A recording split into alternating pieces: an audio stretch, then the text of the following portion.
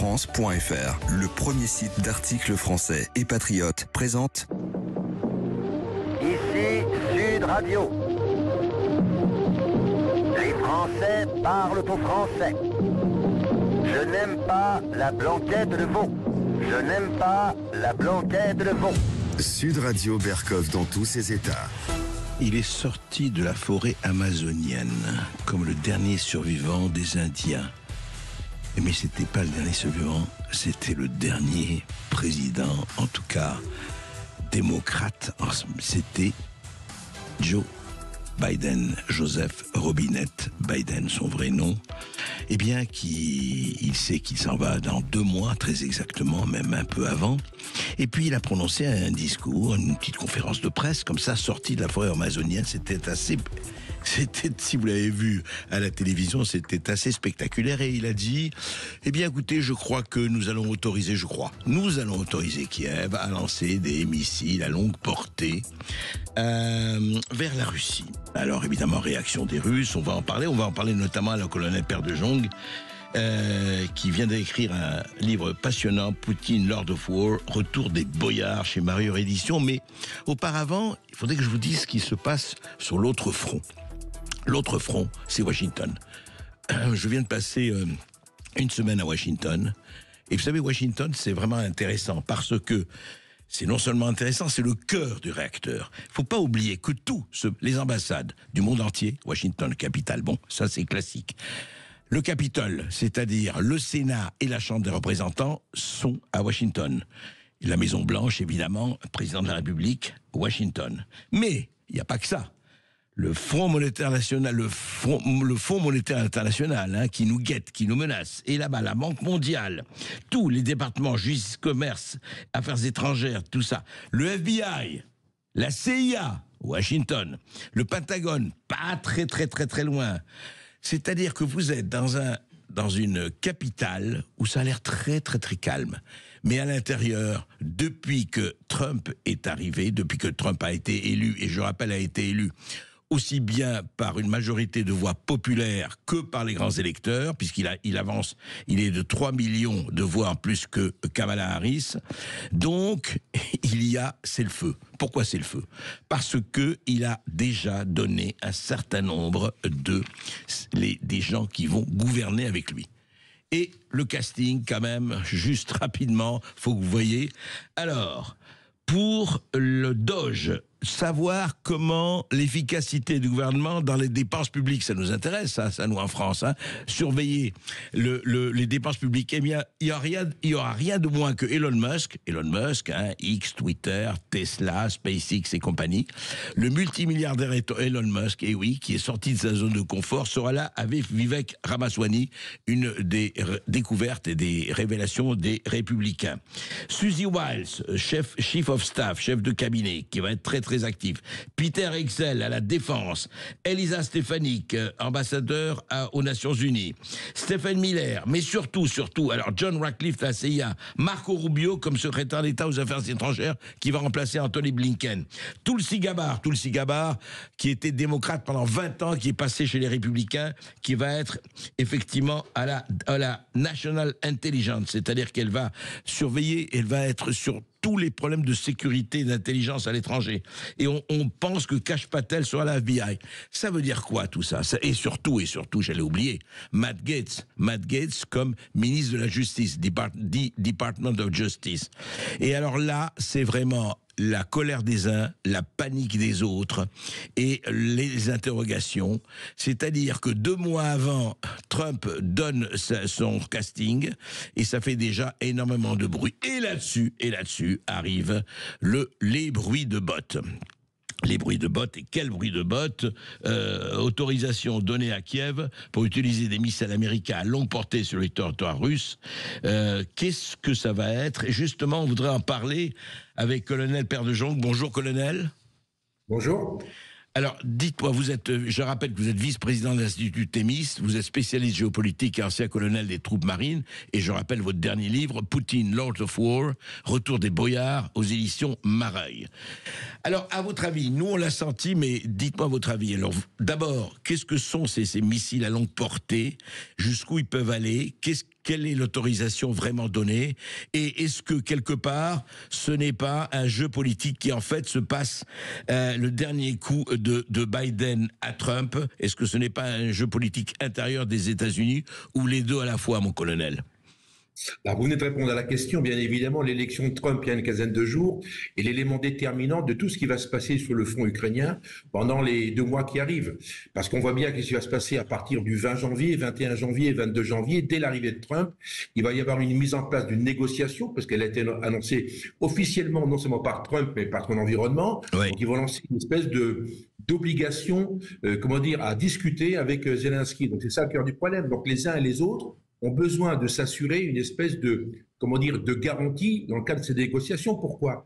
Parce que Vance, le futur vice-président, a annoncé très clairement que l'objectif américain va être en fait d'avoir une stratégie en Ukraine qui va être extrêmement simple, avec 1, cristallisation du front, 2, création d'une zone tampon, et 3, neutralisation de l'Ukraine. Donc on lui interdira pendant un certain temps, je pense même un temps certain, d'entrer dans l'OTAN. Ce qui veut dire quoi? Ce qui veut dire qu'au moment où on va stabiliser ce front, je veux dire que c'est à partir de là qu'on va discuter. Ce qui veut dire qu'aujourd'hui, les Russes ont intérêt à foncer et à gagner le maximum de terrain, en tout cas de conquête, je dirais, territoriale, et les Ukrainiens ont intérêt, eux, à jouer leur dernière carte, qui est une carte extrêmement importante, qu'en fait, la conquête qu'ils ont menée depuis cet été, dans la région de Koursk, où ils occupent la zone depuis déjà un certain temps, pas une grande zone, 500 km², donc eux ont intérêt à tenir. Et on voit bien qu'aujourd'hui, il y a une opération russe qui va se monter dans les jours qui viennent, ou dans les semaines qui viennent, avec beaucoup d'hommes, on parle de 50 000 hommes, plus des Coréens, donc il va y avoir une bataille. Et donc on voit bien que les uns et les autres ont besoin les Ukrainiens, de se garantir, ne pas en perdre davantage, en tout cas de garder la région de Koursk pour négocier ça avec les Russes, et les Russes ont intérêt à avancer. Et donc les Américains, dans une espèce de raffermissement du pouvoir américain qui a encore 2 mois à tenir, pour exister, en tout cas pour ne pas abandonner définitivement l'Ukraine, qui pourrait être basculée, qui pourrait être bousculée, c'est la dernière carte de Biden, c'est qu'on met sur la table, si vous voulez, l'usage de missiles à longue portée. Je vais répondre à votre question. Oui. Ah, on vous entend plus. Oui, juste, colonel Père de Jong. Est-ce que, alors justement, sur le plan strictement militaire, est-ce que ces fusées à longue portée, donc Kiev, Zelensky a l'autorisation de les utiliser? On ne dit pas qu'il va les utiliser, mais est-ce qu'il a l'autorisation de l'utiliser? Surtout qu'on sait depuis ce matin que Emmanuel Macron, le président de la République, a été assez, prudent en disant c'est une option, mais ce n'était pas du tout l'autorisation. On ne sait pas ce que dit l'Angleterre. Est-ce que, mais concrètement, militairement, est-ce que c'est faisable? Est-ce qu'il peut aujourd'hui, à l'heure où on parle, décider de lancer ces missiles à longue portée? Alors, évidemment, il pourrait, mais il les a jamais utilisés. Vous savez que la force de cet engin, qui s'appelle le HIMARS pour les roquettes qui tirent à 80 km, ou le ATACMS qui va tirer à 300 km. On voit bien que la différence est 200 km. Donc, l'usage de cette arme, si vous voulez, donne de l'allonge aux Ukrainiens et permettra à l'Ukraine de tirer sur des objectifs dits stratégiques. Un exemple, des aérodromes, des concentrations de blindés, des postes de commandement, des plots logistiques. Donc, des objectifs extrêmement importants. Deuxième avantage de cet engin, c'est qu'il se transporte, c'est un engin balistique de sol-sol. Donc il est transporté par un engin qui est soit à chenille, soit à roue. Contrairement au Scalp ou au Storm Shadow anglais et français, qui lui est tiré soit d'un bateau, soit d'un avion.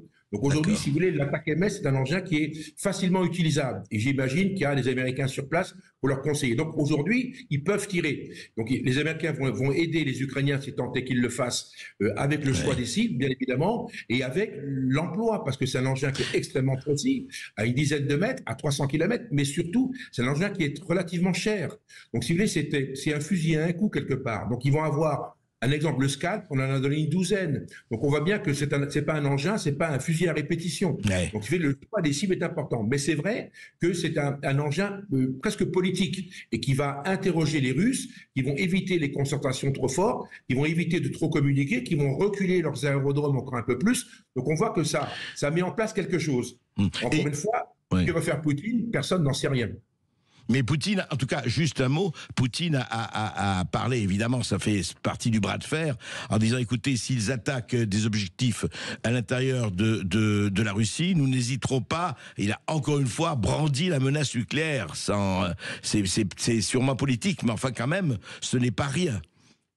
Alors c'est le vrai problème. Vous savez que les Russes on considère que l'armement nucléaire tactique, tiré globalement entre 0 et 500 km, c'est une arme d'emploi, c'est une arme tactique. Donc effectivement, dans l'emploi de l'armée russe, on peut envisager la possibilité de tirer un missile tactique pour détruire des installations, pour détruire des constructions blindées. Donc ça, c'est pas impensable. Donc ça, on le sait. C'est la doctrine russe. Maintenant, ce que je pense, c'est que Poutine est obligé de répondre. Et je pense que l'effet de l'attaque MS est surtout un effet, je dirais, politique et psychologique. On verra dans un deuxième temps, on verra l'effet potentiel. On voit bien que, évidemment, c'est pas les 10 ou 15 ou 20 missiles qui vont tirer qui va changer la phase du conflit par la force des choses. Merci Père de Jong. C'est en tout cas, voilà, c'est ce qu'on entend aujourd'hui, c'est ce bruit-là. Vous avez très très bien résumé la situation. On verra s'il sera plutôt politique ou plutôt militaire, mais revenons à Washington, revenons à ce que nous avons vu à Washington. Nous allons en parler justement avec Stéphane Bonichot, qui est avocat et qui est évidemment du bureau Briard et Bonichot, du cabinet Briard et Bonichot. Alors, juste un mot, on va en parler après une petite pause, mais vous, l'impression que vous avez eue de ces quelques jours à Washington, Stéphane Bonichot, du point de vue de ce qui se passe actuellement avec le coup de tonnerre, effectivement, des nominations de Trump et de l'élection de Trump? Bonjour André, bonjour Marie. Impression contrastée, parce que lorsqu'on arrive à Washington... l'ambiance est un peu morose. Washington a voté à 95% pour les démocrates. Donc, lorsqu'on croise des personnes dans la rue, évidemment, c'est plutôt la déception qui domine pour ces personnes. En ce qui me concerne, j'ai assisté à une convention de juristes et d'avocats et de juges américains à la Federalist Society, qui est donc une organisation qui regroupe des juristes d'obédience conservatrices et conservatrices. Ils sont combien Alors, ils sont 75 000 adhérents. Avocats et juges, c'est ça? Avocats et juges, absolument, c'est ça la spécificité. C'est un forum de discussion entre voilà, tout le monde juridique, où des échanges de très haut niveau sont organisés. Plutôt à tendance plutôt conservatrice, conservateur. Oui, voilà, c'est la caractéristique, effectivement, c'est que c'est plutôt conservateur et libertarien. Maintenant, c'est des débats ouverts avec des juges démocrates, des avocats démocrates, effectivement, pour créer un débat contradictoire intéressant. Alors, on va en parler tout de suite après cette petite pause avec Stéphane Bonichot. Effectivement, ce que nous avons senti à Washington, le cœur du réacteur, encore une fois. Et bien entendu, si vous voulez réagir ou poser votre question, n'hésitez pas à nous appeler au 0826 300 300. Terredefrance.fr, le premier site d'articles français et patriotes, présente Ici Sud Radio. Les Français parlent au français. Les carottes sont cuites.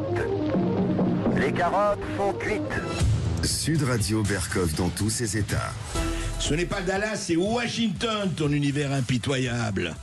Et quelle bagarre, les lobbyistes sont là, tout se passe là, le cœur du pouvoir est là, et vraiment on a regardé un peu tout ça. Stéphane Bonichot, vous étiez donc, moi aussi j'ai assisté à certaines discussions, mais vous étiez notamment à la Federalist Society que vous avez expliqué, effectivement, que vous avez décrite là, et qu'est-ce qu'on sentait effectivement, par rapport vraiment, alors de façon très claire, par rapport à cette élection qui venait d'avoir lieu, et les sentiments. Alors évidemment, on pourrait dire, ah ben ce sont des conservateurs, ils sont contents.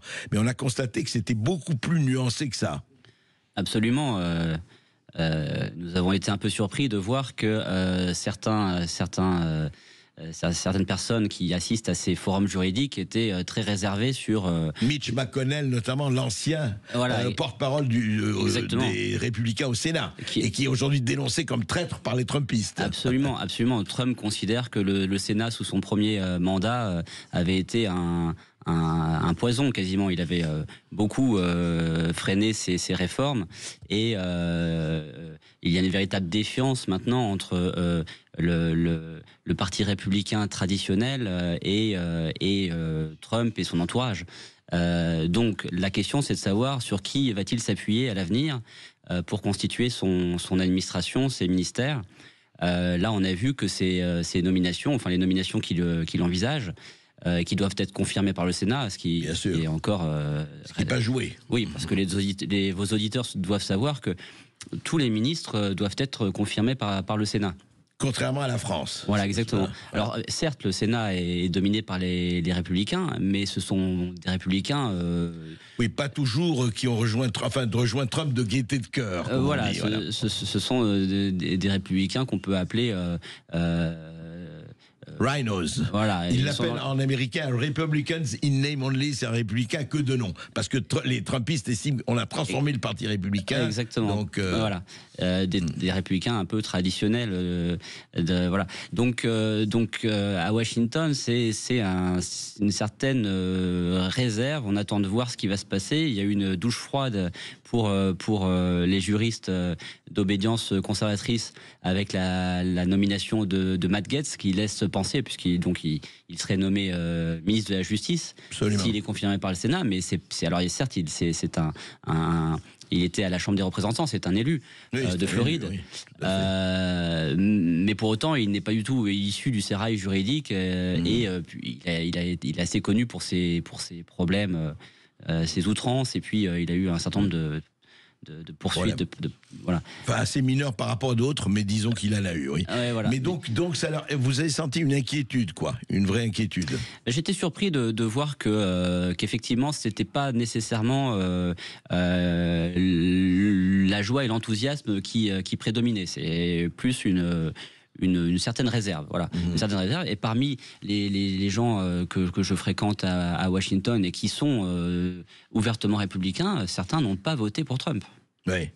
Oui, c'est ce que disait d'ailleurs une représentante. Effectivement, nous avons vu une représentante du Texas et l'une de ses adjointes disait écoutez, considérez que 50% des gens qui sont ici n'ont pas voté pour Trump, mais bon, ils font comme si maintenant, puisque Trump a gagné. Exactement. Oui. Alors ils espèrent quand même, pour ce qui concerne les républicains, ils espèrent quand même récupérer des postes. Oui, parce que c'est le gouvernement qui nomme les juges, qui nomme les juges fédéraux aussi. Il faut expliquer exactement, ça. Dans le système américain, c'est très important, le système de la justice, évidemment comme dans tous les pays, mais dans un système fédéral, nation aussi importante que les États-Unis, avoir la nomination des juges est particulièrement déterminante pour la... Voilà. Tout à fait, et surtout que les juges sont nommés à vie. On peut se rappeler. Ils sont nommés à vie et c'est tout à fait intéressant. Juste, Stéphane Bonichot, ça fait 15 ans que vous allez très régulièrement à Washington pour assister notamment à ce... Est-ce que franchement, si vous faites il nous faudrait des heures, mais entre comparaison justice américaine, justice française, organisation, je ne dis pas exécution, vous pensez que la justice américaine c'est intéressant, c'est-à-dire disons que ça garantit l'indépendance de la justice plus qu'en France ou pas, à votre avis? Alors, je pense que les magistrats sont tout à fait indépendants, que ce soit aux États-Unis ou en France. Mais les carrières sont très différentes. C'est sans doute l'une des caractéristiques, l'une des différences principales.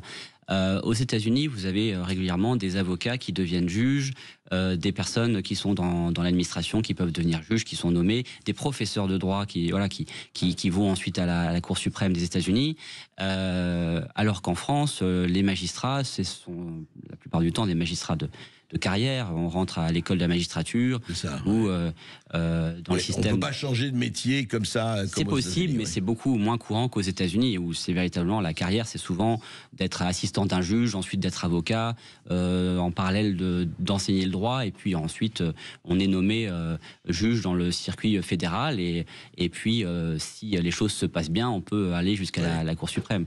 Et effectivement, ce sont des nominations à vie. Et c'est important pour chaque président. C'est des nominations qui sont faites par le président des États-Unis lui-même, confirmées par le Sénat, comme toujours pour les postes importants. Et ça permet de structurer le pays. Voilà. Alors les juges restent tout à fait indépendants. Il peut y avoir des nominations par un président républicain et pour autant des décisions qui ne seront pas prises en fonction de... Absolument non, mais je pas. crois que la garantie de l'indépendance, et qui est très important, peut-être par rapport même à la France, c'est qu'ils sont à vie, ils sont indégommables. Exactement. C'est ça. Donc Exactement. même s'ils ont été nommés par X ou Y, ils ne dépendent plus de lui à partir du moment où ils sont là. Ils sont tout à fait indépendants. Ce qui vous l'avouerez, n'est pas totalement le cas en France, cher Stéphane Bonichot.